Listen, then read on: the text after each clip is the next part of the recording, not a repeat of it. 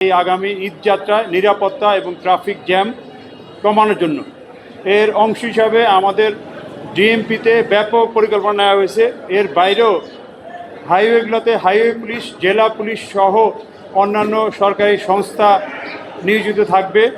18ই March সরকারি ছুটি ঘোষণা করা হয়েছে যাত্রী সাধারণের নিরাপত্তার চেয়ে বেশি হলো ট্রাফিক জ্যাম কমানোর জন্য।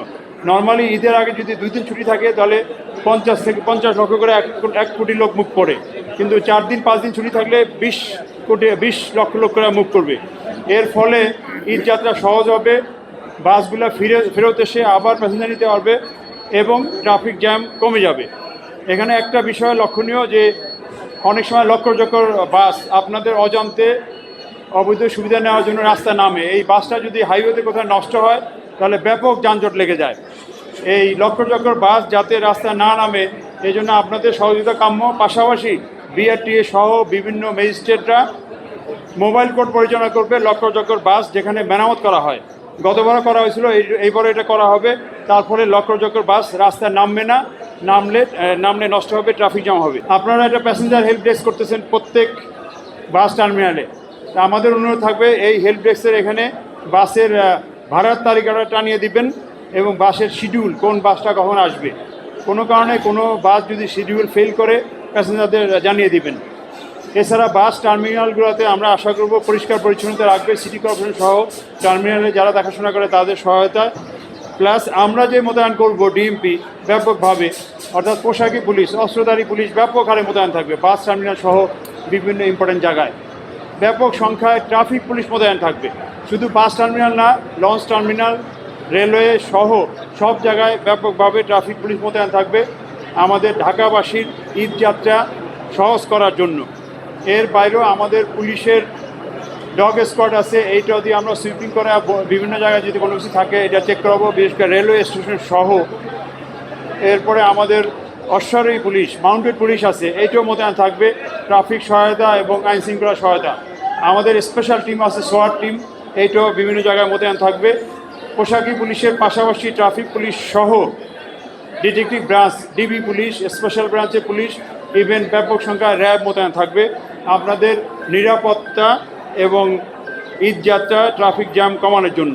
আমরা city corporation, roads and highway সহ প্রত্যেকের সাথে মিটিং করেছি যে বিভিন্ন জায়গায় রাস্তাঘাট যে ভাঙাচুরা এইগুলা মেরামত করার ব্যবস্থা করার জন্য। আমাদের যোগাযোগ অব্যাহত আছে, মেরামত করে এটা ঠিক রাখা হবে।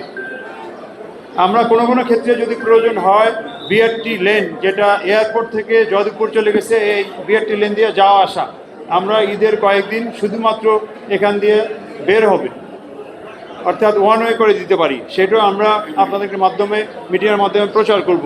ইভেন আশুলিয়া, আবদুল্লাহপুর থেকে আশুলিয়া রোড, এইটাও প্রয়োজন বোধে ওয়ান ওয়ে করে দিতে পারি।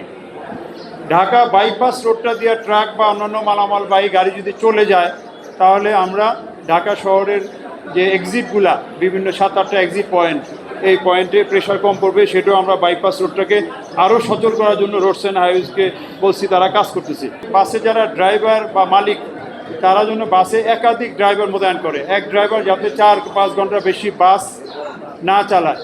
300 ফিট এলিভেটেড এক্সপ্রেসও তো চালু আছে, এখান থেকে কাঞ্চন ব্রিজ হয়ে ভুলতা, এখানেও সার্ভিস লেন 2-4 লেন চালু আছে, এখান দিয়েও বাস যাওয়া আসা করতে পারবে। প্লাস গাজীপুরের ভোগড়া থেকে কাঞ্চন ব্রিজ পর্যন্ত ফুল বাইপাস রোড চালু আছে, 6 লেন প্রায়। যত্র দাঁড়িয়ে 1-2জন প্যাসেঞ্জার উঠে 8-10 কিলোমিটার জাম করবেন না। বিশেষ করে এটা আমাদের এক্সিট পয়েন্টগুলোতে হয়। আপনার আবদুল্লাহপুরে উপরে নিচে, আবদুল্লাহপুরে যারা বাস চালাবেন তারা নিচ থেকে প্যাসেঞ্জার নেবেন, উপর থেকে উপরে ওঠার আগেই ওই বিএনএস মোড় থেকে প্যাসেঞ্জার নেবেন, তার আগে নেবেন না। উপরে প্যাসেঞ্জার উঠাতে গেলে রাস্তায় জ্যাম লেগে যায়। সেরকম গাবতলি বা সায়দাবাদ এইসব জায়গায় রাস্তা থেকে প্যাসেঞ্জার না নেওয়ার জন্য অনুরোধ করা হচ্ছে। কারণ আমরা একটাই খুব কঠোর যে জ্যাম হয়, ট্রাফিক জ্যাম হয়, এরকম কার্যক্রম করলে কিন্তু আমরা যে যানবাহন আছে যানবাহনগুলোর বিরুদ্ধে ব্যবস্থা নিব। আমরা হয়তো অন্যান্য জিনিস ওভারলুক করব, কিন্তু ট্রাফিক জ্যাম করে এরকম কারণে মোটরযান আইন ভায়োলেট করলে আমরা কঠোর ব্যবস্থা নিব। বিভিন্ন সংস্থার ম্যাজিস্ট্রেট মোতায়েন থাকবে, BRTA, 2 city corporation, DMP, BIWTA বা অন্যান্য বিআরটিসি সবার ম্যাজিস্ট্রেট মোতায়েন থাকবে। আপনাদের নিরাপত্তা, মলম পার্টি ইত্যাদি, অর্থাৎ ছিনতাইকারী প্লাস অন্যান্য যে ডেভিয়েশন বা অবৈধ কার্যক্রম করে সেগুলা রোধ করার জন্য। আমরা গার্মেন্টস সেক্টরকে অনুরোধ করছি যে ধাপে ধাপে তারা যাতে ছুটি দেয়। দেখা যাচ্ছে তারা ঈদের শুধু আগের দিন ছুটি দিয়ে দেয়, একসাথে 1,50,00,000 লোক নেমে যায়। আমরা বলছি যে 16, 17, 18, 19, 20 অর্থাৎ প্রত্যেক দিন যদি কিছু ছুটি দেয় 20% হারে, তাহলে ধাপে ধাপে যাবে, আপনাদের বাস চালানোর প্যাসেঞ্জার হবে, বাসের অভাব হবে না। আমরা এখানে ডিএনসিসির একটা রিজনাল অফিস আছে, এই কম্পাউন্ডে 50টার মতো বাস রাখা যায়। আমরা মিটিংয়ে অনুরোধ করছি, আমাদের প্রধানমন্ত্রী মহোদয়কে অনুরোধ করব ডিএনসিসির প্রশাসন সাহেবকে বলে এই ঈদের কয়েকদিন এক্সট্রা বাস, যে বাসগুলো ওয়েট করবে এসে প্যাসেঞ্জার নেওয়ার জন্য, এই ডিএনসিসি কম্পাউন্ডে রাখার জন্য।